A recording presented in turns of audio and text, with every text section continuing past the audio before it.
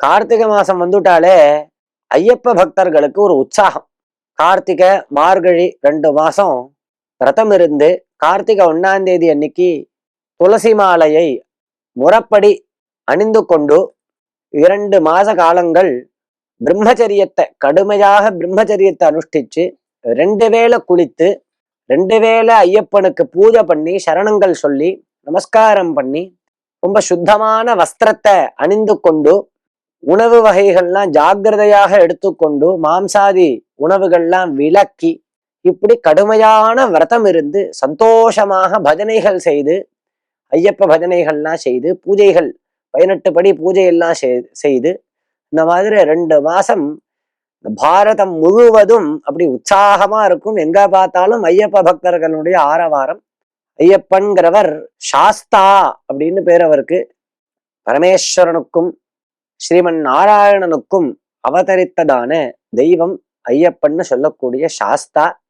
பூதநாத சதானந்தா சர்வபூத தயாபரா ரக்ஷ ரக்ஷ மகாபாகோ சாஸ்திரே துப்தம் நமோ நமஹா அப்படின்னு அனைத்து உலகத்தையும் காப்பவர், ரட்சிப்பவர், தீய சக்திகளை எல்லாத்தையும் விரட்டி ஓட விரட்டி நல்லோர்களை காப்பாற்றுபவர் ஐயப்பன்.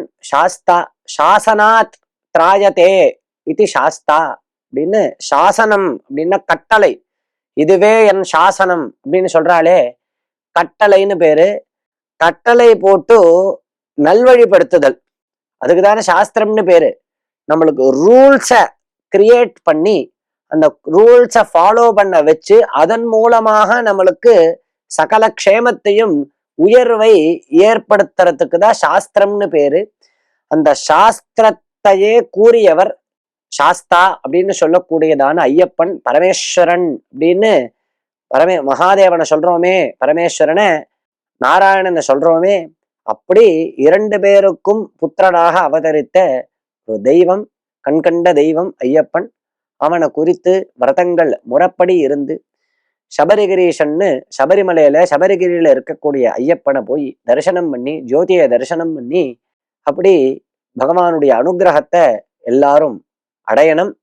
இன்றைய தினம் கார்த்திகை 1 மாலையை அணிந்துண்டு, இன்னும் முடியாதவர்கள் எப்போ முடிஞ்சதோ விரைவில் மாலையை போட்டுண்டு, அதாவது இந்த மாலை அணிவது அப்படிங்கிறது விரதத்தை நாம் அனுசரிக்கிறோம் அப்படிங்கிறதுக்கு ஒரு சின்னம், ஒரு அடையாளம். அப்படி இருந்தாதான் நம்மளுக்கு அந்த பயபக்தி இருக்கும். அப்படிங்கிறதுனால அந்த சின்னத்தோடு இருந்துண்டு விரதங்களை ஆச்சரித்து ஐயப்பனுடைய தரிசனத்தை அடைந்து எல்லாரும் க்ஷேமமாக இருக்கணும்.